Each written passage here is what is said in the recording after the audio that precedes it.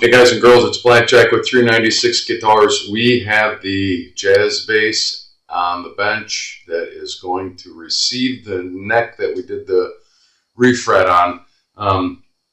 Refer to part one.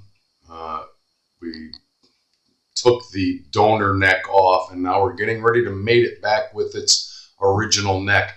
We're going to go through a couple of processes here and show you a couple of tricks in setting a neck and drilling holes, marking it so you know exactly where to drill into the neck.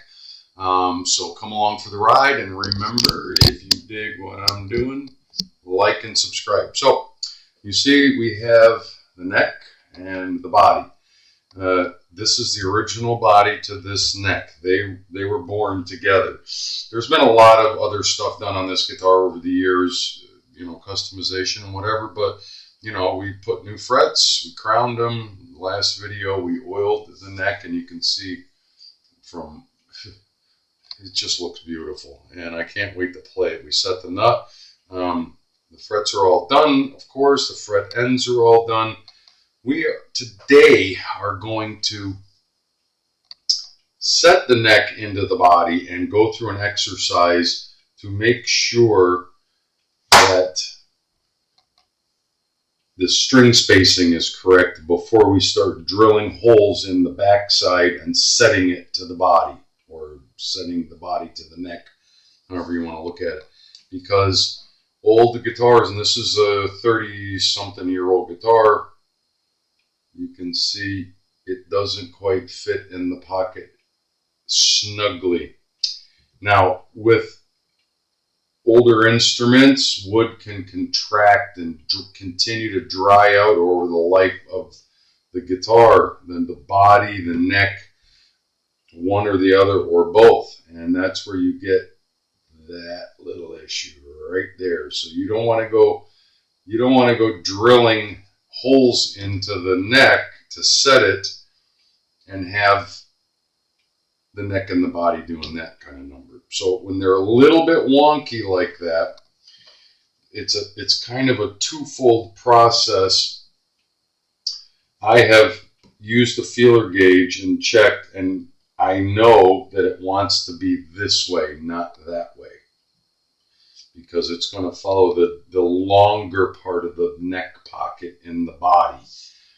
Okay, most of the guitars that I put together, this fits very snugly, and this one doesn't. And I remember when I took it apart originally, they had not only a shim on this side, but they had a shim here and a shim here. You can even still see the remnants of some of the glue from the copper sticky shim that they had on it.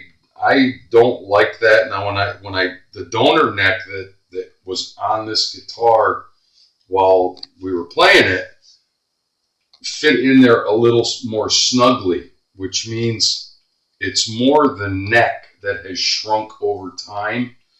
The maple has shrunk, and it fits not snugly but not loosely, but it's enough that you see in any guitar body, Fender body, let's say Fender, you're going to have a longer route on this side than you do on the other side. It's very short. It stops there, where the other route line goes all the way to there.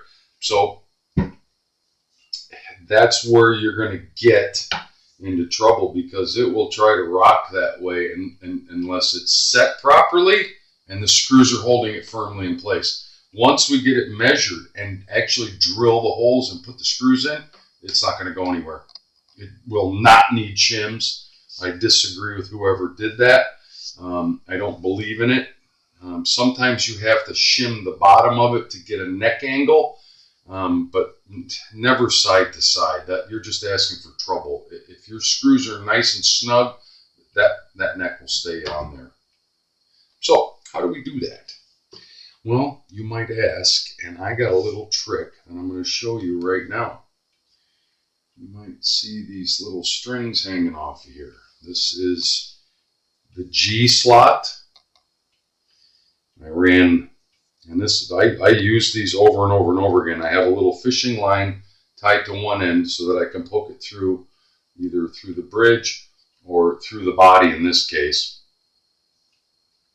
And this is just cooking twine. It's just cooking string.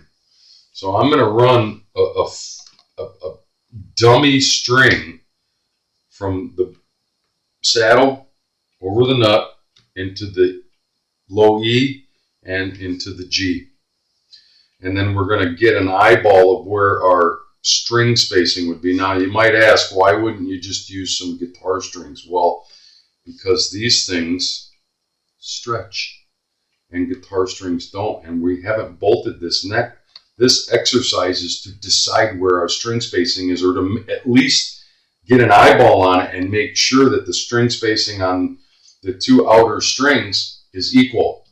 Now, this particular bridge has saddles in it that you can move the string laterally in 3 different positions, so that every time we string this guitar, we'll be able to get the correct spacing. But we want to make sure before we set this neck permanently that we have the right spacing to start with.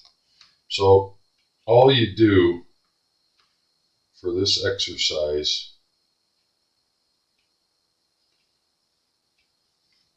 is wrap it around there as if it were a regular string. And you can see it's trying to flop off the side of the neck. Right? That gives you a little better idea what we're after here. So that one is on there. You don't have to tie a knot or make them tight. This is just to get an eyeball to say, are we close enough to proceed with marking the back of the neck and drilling the holes to set it. So let's get her in there. Make sure you got enough wraps on there that it can't go anywhere, because we're not going to put any tension on this. Already I can see that if you go that way, you see what happens to that string. It comes right off the neck. But if you pull it back over here, we can actually, it's still too far in, but like I said, these type of saddles give us the tolerance to be able to move that string laterally a couple of millimeters that way, or each time you string it. So that's going to catch us up some of that. And the same with the low E. It's a little too far in than I would like. And again, you move it over one, and you can see, I'm sure the camera's picking up on that. I'm holding the neck into the pocket so that it's flat across this side of the body pocket. And that's where our string spacing is going to be. Just like that. And I can sight down, and they're right where they belong in the pickups, and they're right where they belong there. And I know the two inside strings aren't going to matter, because I can move them and get them set within a millimeter of each other to playability. So that little trick will save you a lot of heartache later on if you start drilling holes in something and then string it up later, and you don't have the string spacing that you desire, which is critical. You're going to be in trouble. You're going to be taking it apart and doing the whole repair all over again. And in this case, you remember what that whole repair was. Now, I've already gone through this exercise and measured it before I filmed. I wanted to show you guys how to do that. But you remember, we drilled this neck out and filled the holes. There are no screw holes there because they were all stripped. There was nothing for the screw to grab a hold of. In the course of the life of this guitar, the neck screws have been taken out and put back in, and taken out and put back in too many times, and it actually whopped it out. So I over drilled, put hardwood dowel in there, glued them. That's in a previous video. You can go find it. So you can see the black marks that I did there. I'm going to show you the next part of this. We know that, I'm going to get my strings out of here because now they're going to just bother me. Pull them back through, get them out. And I've used these strings over and over and over again in many different kind of builds. Guitars, basses, it doesn't matter. That is an exercise I go through whenever I'm setting a neck into a body. Instead of wasting a set of strings. And it will save you a lot of heartache in the long run if you just at least get it close, and then you can adjust lateral adjustment later on. If you're way off, something needs to be fixed, and fix it before you either glue the neck in on a Gibson type guitar or start drilling holes and bolting it in. Because once you drill the holes in this, there's no return. If they're not right, and you get that on there and it's Katie Wampus, guess what? You're taking it off. You're re-drilling again, over-drilling, and putting even bigger dowels in the next time. So how did we determine? You can't just go, okay, we put dowels in there, we're going to go right in the middle of the dowels. That's not how you do that. Some of them are right in the center. Like that one was right in the center of the dowel. It was there. This one is not, this one is not, and this one is not. And I'll tell you why. Because over the course of time, wood expands and contracts. Holes get bigger. Holes get smaller. Usually they get bigger. But so how do we do this?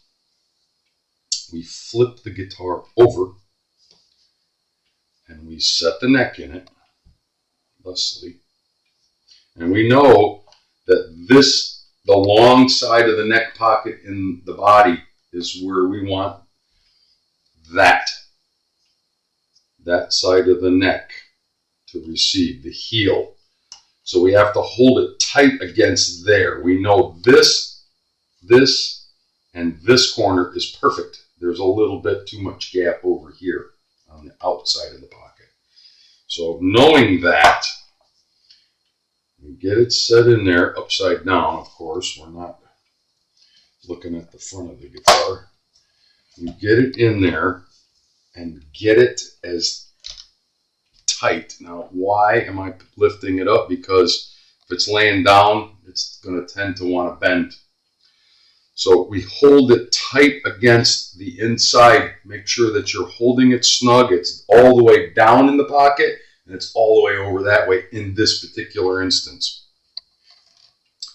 Then what I did was I took a little bit of black paint, Esther's model glue, and I got the tightest fitting little piece of dowel that I could find that would go through here. I dot and went through there and transfer marked where I'm going to put my holes to drill, to put the neck screws in. And that is how you do that. Don't just go, oh, yeah, we'll go right in the middle of the dowels. It's a heartache. You're setting yourself up for a heartache. So you got that. We measured it with the strings. Then we set this in there. We used the existing neck holes that are in the pocket in the guitar body. Hold our neck as secure. By the way, I had somebody help me hold all of that together while I was dabbing my dowel into black paint to transfer the mark from going through the back of the guitar body to make a mark on the inside of the neck heel. Okay, I hope you follow that. And I did, like I said, I wanted to mention that I had somebody help me hold the body and the neck, so that I could concentrate on just holding the center and dabbing some black paint in there to know where I'm going to drill. Because drilling into wood is always fun, and once you do it, guess what? Now you got a hole. It better be right. Let me pause. I'm going to get rid of the body for now, and then we're going to concentrate on getting the right drill bit for the right screws that are going into that are going to attach this neck to this body. So stand by. Okay, I'm relatively certain I'm happy with the size of the drill bit that I've chosen. Now, you can't really measure the shaft on a screw. I've gone through this exercise before with you guys. You have to under drill. It's a pilot hole. So what you want to do is line up the shaft of the drill bit to the piece of hardware that you have. Okay, and you just want to be able to see the actual threads sticking out on either side. The threads are what's going to bite into the wood. You don't want it too small. because then you're pushing too hard on it and you could split. You could do some damage. But if you're too big, the thread on the hardware will not grab into the wood. So you got to kind of trust your instinct, and the shaft of the drill bit wants to cover the inside shaft of your hardware, your screw. And the only thing you want to see sticking out on either side as you hold it laterally like that is the threads, just the edge of the threads. That should be enough. So, time to live on the edge. Now, how do we know how far to go? We don't. But we only have that much to work with, and trust me, if you get into that, you've gone way, way too far. So we're going to go down to about 2/3 of the thickness of the neck. So the best way to do that is to just, I've done it a million times and I know where to stop, but you know what? This time I'm going to show you. You go down, you don't need to go any deeper than that, okay? You want to stay away about 2/3, maybe 3/4, okay? And put a piece of tape on that. Little piece of tape right there. And then double check it. I know this is going to be a little bit of a long video, but it's this stuff is critical, and I didn't want to break it up too much. There's a lot going on here. And then double check again. Put a little piece of tape and go, yeah, I can live with that. That's more than enough for those 4 big screws to grab a hold. Tape it around. That's where your stop point is going to be as you start drilling in to the neck heel. Measure one more time. We're every bit of just over 2/3, almost 3/4. Stop right at the tape.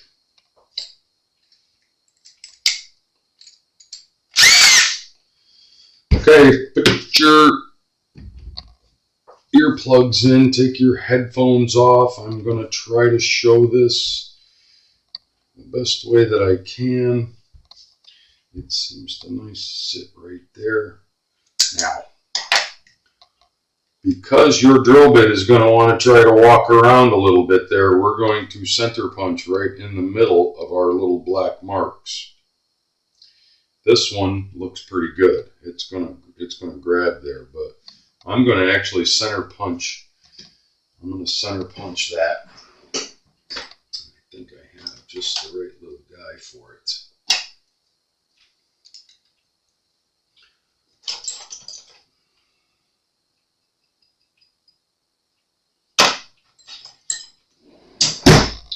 Now, you're going to see the back of my head because I have to get right down on this and make sure that we're precise. Yeah. Because we're starting a divot to receive the first part of the drilling process.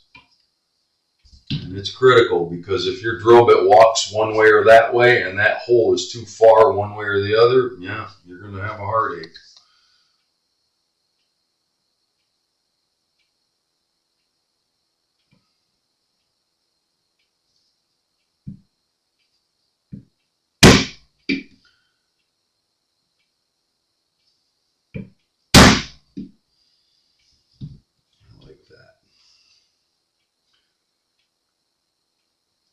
Right in the center.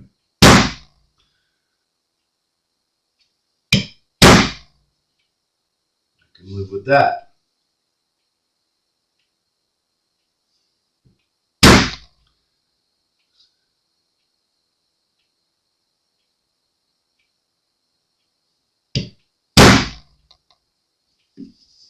Yahtzee. Now it's time to have some fun.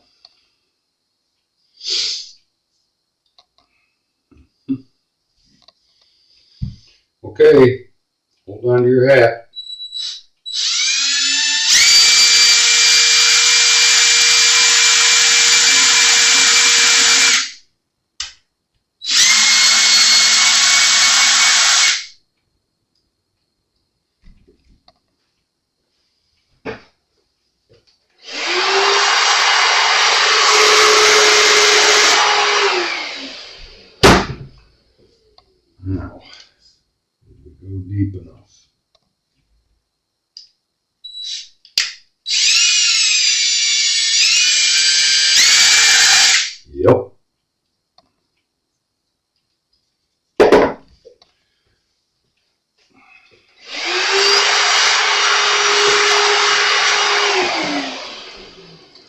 So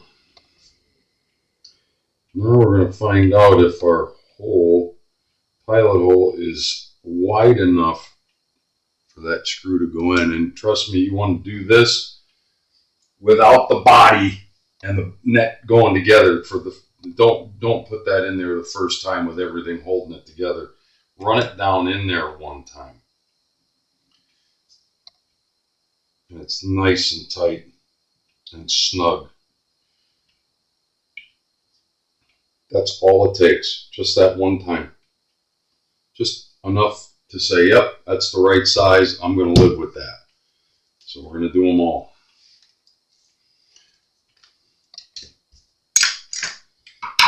Remember, we already did that one, so these three we're going to have to do. We're going to put the screw in just to get it started.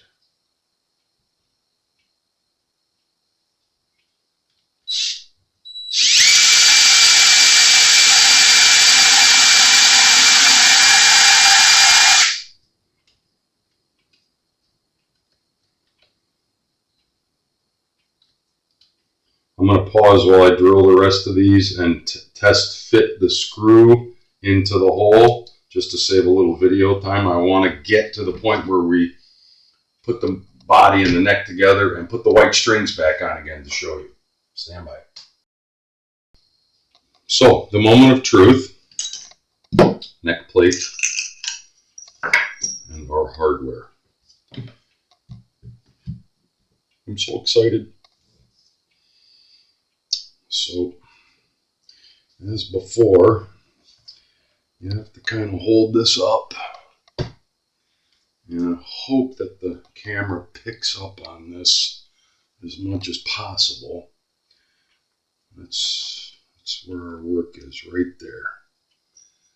I hope my head isn't in the way too much, my big fat head. Get one of those through there. I don't have a helper today, or I would have somebody helping me, but you can get through this without it. Start with one. And by the way, make sure that it says Fender in the right place.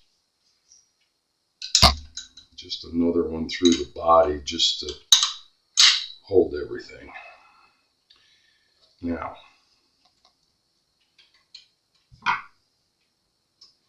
we should come in and feel it grabbing a hold, and it is, without being sideways or going crooked, and it should, the farther in it goes, get harder and harder and harder, and it is, and it's flush against the side. These are all good signs. It's always a big reveal, a big moment, but the proof will be in the pudding when we put the white strings back on there to measure how well our work thus far has panned out. Oh, I like that. Nice and snug. It's pulling up really nicely. Crisscross. They're right in the center of the neck plate holes.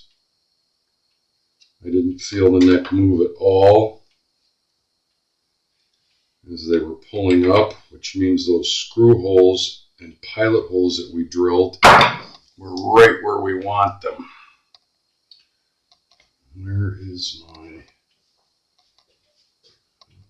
Oh, there it is. I can tell you right quick how we check that. Nope. No gap at all. Now I know on this side there's a slight gap, but on this side, nothing. Tight, tight, tight. And I'm sure we're going to be happy with that. So, little white strings are just to prove, before I put real strings on it, are just to prove that we're going to have some good acceptable string spacing. I'm not going to go through the body this time. This one has both. You can go through the back or through the body. But for this exercise, this is fine. A piece of fish is fine, unless the knot doesn't stay there. Oh yeah. Into just enough to hold it in place.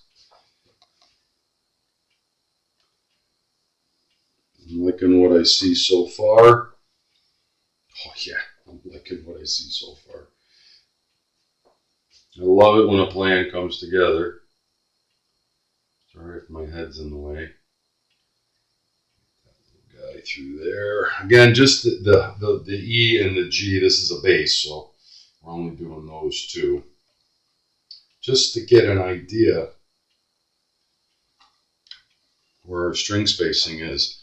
And as we sight down from this end, we should have, and your eyeball can look and see, we have the same amount of space here as we do here. And if you need to adjust it, we have lateral movement here. I can move that one over one, and that'll give me even better. I'm sometimes I amaze my own damn self. Beautiful. So we're good.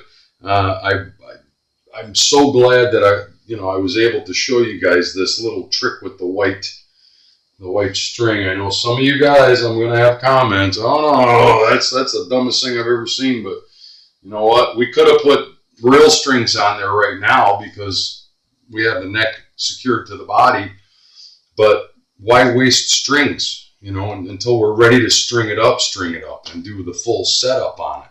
You know, we showed you how to pilot hole drill this, get it set in there, and especially knowing that neck pocket is a little wide, and I don't want to put shims in there if I can avoid it. It's not that it's absolutely a no-no, but I don't want to do that if I can avoid it. And the other neck didn't need it. The donor neck that was playing on this bass for the last 2 or 3 months while we were finishing up the fret job on this one was fine. So there you go. I love it. It's Blackjack with 396 guitars. We're going to come back and do one final video on this bass. We're going to string it. We're going to do the full setup on it. And we're going to show you how the string spacing works out with all the exercise that we did today. If you dig what I'm doing, like and subscribe. We'll talk soon.